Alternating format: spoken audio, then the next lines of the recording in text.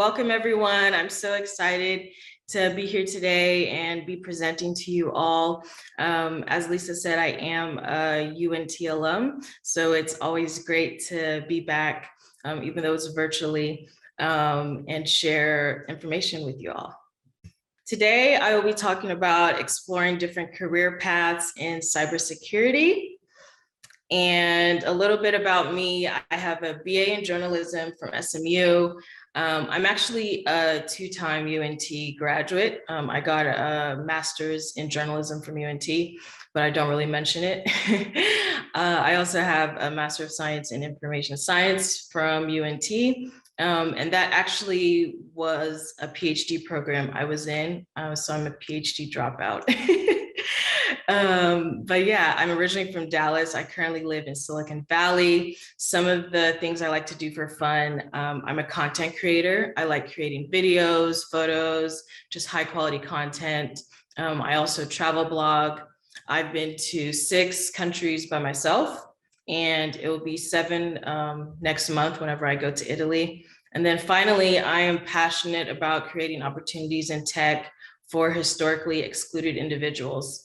As all of you may know, technology and especially cybersecurity does not have a lot of representation for women or historically excluded individuals. And I like to say historically excluded individuals because we're not really the minority. We are the global majority. We just have been excluded from opportunities and institutions throughout history. So hopefully that will continue to change. Some of my experience. So currently I work at eBay as the Global Information Security Training and Awareness Lead. I am also a Business Ethics Officer. So I work closely with the CIO and the CISO on various strategic initiatives. As a result of my position, I also get to work with the Chief Compliance Officer and the Chief Legal Officer on different projects. I've also done a lot of webinars and talks with Salesforce, Twilio, and Cybercrime Magazine, where I've interviewed executives and cybersecurity professionals. And I've recently been featured in the Wall Street Journal and Silicon Valley Business Journal as a 40 under 40 award candidate. So let's just start off with what is cybersecurity? I feel whenever people who are not in the industry or tech think about cybersecurity, they always think of a hacker or someone who's trying to break into a system. So this is a pretty cool video. Test. Each of you is going to build a covert communications network in your home city. You're going to deploy it back to your site, destroy it, and restore it again. The point of this exercise is to keep your infrastructure up and running securely. The average test time is 5 hours. You take more than 8. So as you can see, that was played by, I believe, Joseph Gordon-Levitt. And he was playing Edward Snowden. So Edward Snowden obviously was able to get into that system in a record amount of time to get into the CIA. And that's usually what people think about when they think of cybersecurity, but cybersecurity and information security, because it's said as information security in a lot of corporate realms. There's just many different domains and there's various career paths. So let's kind of explore that and get into it. This is a map of cybersecurity domains by Henry Jiang. He is a CISO, Chief Information Security Officer based in New York City. He has almost 30 years of experience in the industry. So he developed this a few years ago and he continually updates it every few months. Every domain is color-coded. As you can see, there are 11 different cybersecurity domains. So whenever people usually think of cybersecurity, like the previous movie clip, they usually are thinking about security operations, like threat hunting, incident response, maybe even DDoS prevention or data leakage prevention right here in security architecture. But there's different domains such as awareness, that's where I am, where you get to talk and educate users about security threats, There's also threat intelligence, where you most likely need to know another language, but you're working against nation states that are trying to get into US government forces and US government networks. There's also risk assessment and then enterprise risk management. Those are most commonly under GRC, governance, risk, and compliance functions. Application security and physical security. A lot of people forget about that. Physical security is still part of information security. So as you can see, there are just so many domains, and that shows that there's a lot of opportunity to get into the industry. So what are some of the in-demand cybersecurity skills? According to Burning Glass Technologies and Atlas, application development, application security, and cloud security are the top skills with the highest career growth opportunities in the next 5 years. But as a well-rounded security professional, you should really have knowledge about all of these skills listed and experience with a few. So me personally, I have experience with security strategy and governance, access management, compliance and controls, incident response, and risk management. Whenever you have experience in all these multiple domains, you're better able to relate to the business if you're speaking with security executives, and you're also better able to speak to security risk and vulnerabilities. And then finally, information security and cybersecurity, and actually technology in general, are fields that require you to always be learning. You can't just be like, okay, I really know health informatics, or I only work in health information security, so I don't need to know about anything else. No, always be trying to get certifications, always be reading books, articles, listening to podcasts, and finally networking so you can learn as much as you can. So I wanted to list some entry-level cybersecurity roles for anyone who would be looking.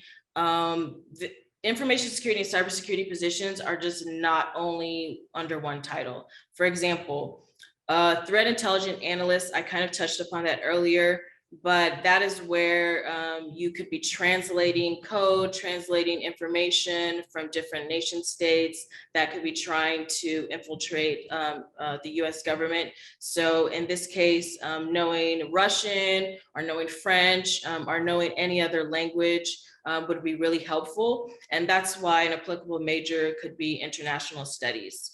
Everyone already knows like computer science and information science is really applicable, but I really wanted to list some majors that you might not necessarily think of that can still get you a security position and get your foot in the door. Another entry-level security role would be security operations center or just plainly information security analyst.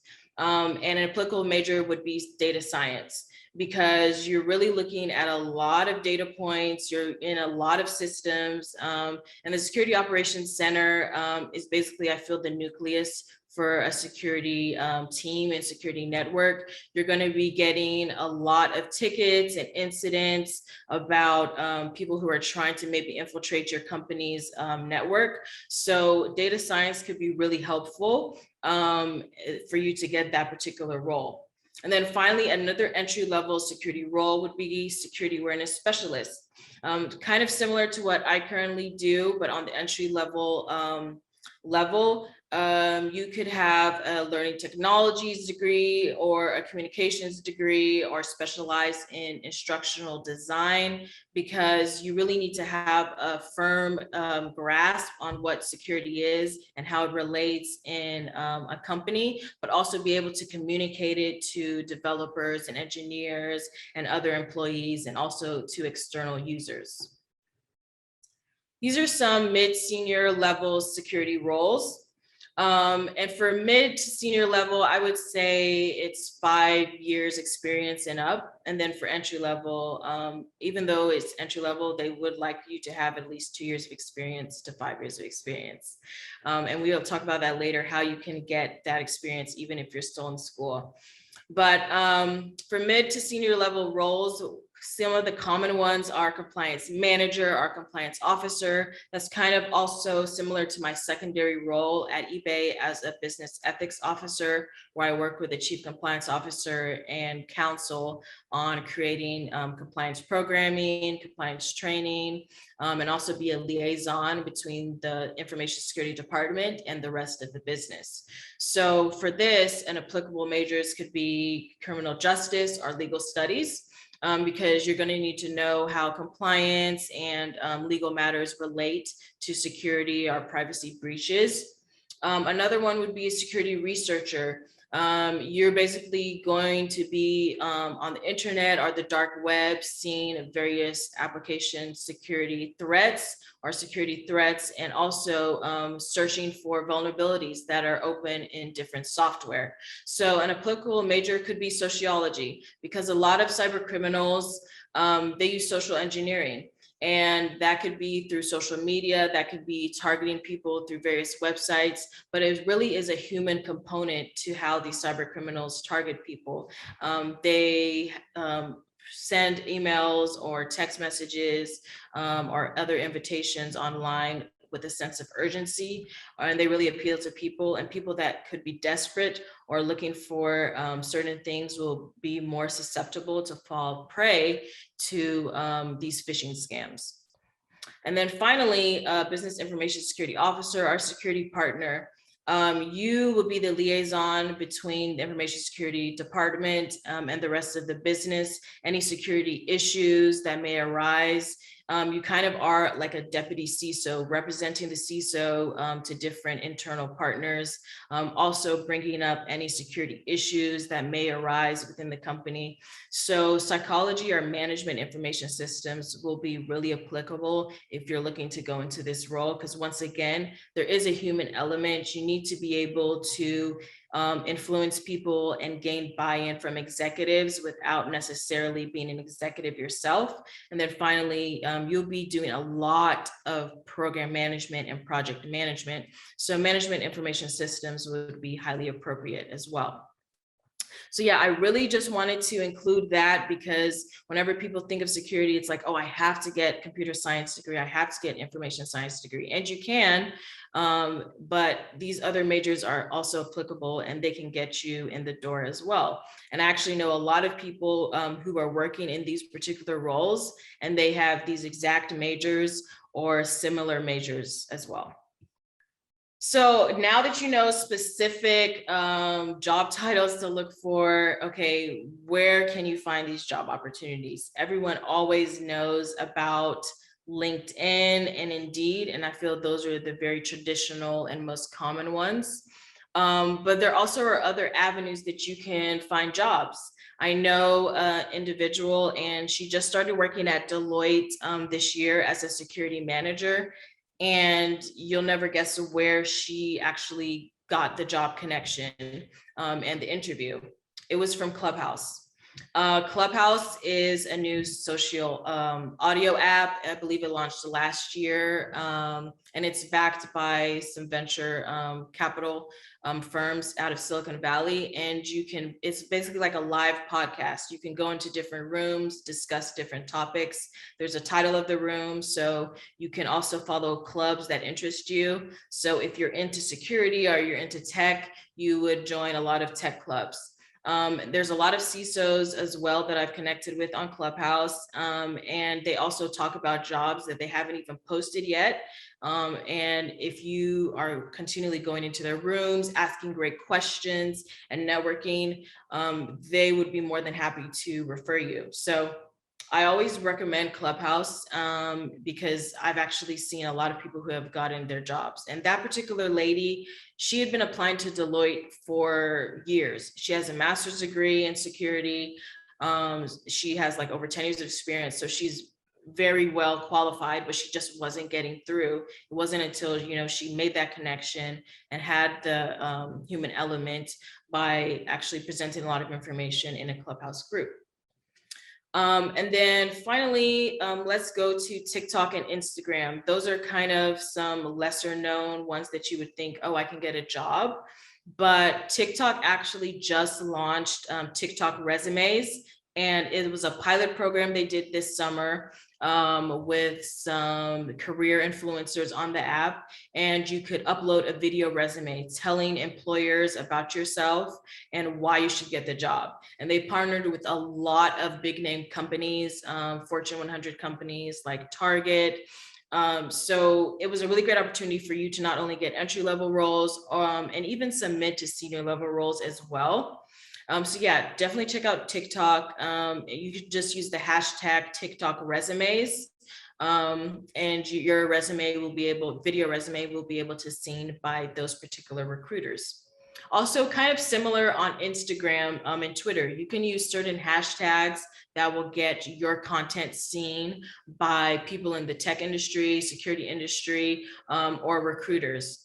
For me personally, I do have an Instagram account and I do post some tech content on my stories and then sometimes in my posts. And I use certain hashtags like Silicon Valley or cybersecurity awareness or security awareness. And actually, that's how a reporter from the Wall Street Journal found me earlier this year. She saw some of my content that I posted, and then she reached out to me via Instagram and then my website and says, oh, I wanted to interview you about your experiences working in the tech industry. So I know some people might be apprehensive about using social media because, of course, there is a privacy and security factor, but you can have private accounts and you can still network, put yourself out there and really get these opportunities because everyone's going to be searching on LinkedIn and Indeed, and you really want to stand out and get to those opportunities before they're even posted. And then finally, same thing with Twitter. I know a lot of people who do post postings and links to postings in their tweets. So if you do have a Twitter account, that is definitely something that you probably want to leverage so you can find those opportunities as well. Okay, some helpful job search tips. I thought this was a really interesting photo. It's of someone who just graduated. She has her degree and it says not enough experience. I know this might be controversial, but a degree is great. I mean, I have degrees and certifications are great as well. And there's tons of cybersecurity and security certifications that you can get. But above all, employers really want to see experience. I actually was just talking to a CISO a few days ago, and she's trying to build out a whole security team at a startup in Silicon Valley, and she's handpicking people. And she specifically said, I have so many people have submitted resumes, they have a bunch of certifications, and she's like, I don't really care. I want to see how you've applied it in a practical manner in various companies and how your experience relates to the job that you're going to have. So if you're entry-level professional, you're going to be like, okay, well, how do I get this experience when I'm still in school? Internships count and volunteer opportunities count as professional experience on your resume. You can put it all under a section and say professional experience. And then in the description, you could go into more detail and say volunteer opportunity or internship. But either way, it's still practical experience. You were in a corporate environment, you were working with people from different levels of the organization and showing your contributions and showing how you applied what you learned in school to actual corporate environment. Also, you can really stand out to employers when you have a blog, a YouTube channel, or a website. I know an individual, he's actually still working on his bachelor's degree, but he has such a passion for security. He started a YouTube channel. He also started a Discord group where he teaches people how to study for certifications, teaches them the basics about information security. And he applied for an entry-level information security analyst job.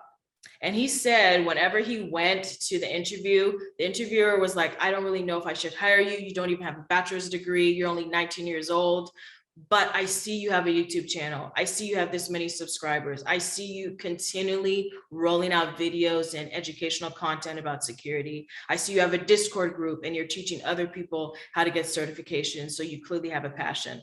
Long story short, he was able to get that job.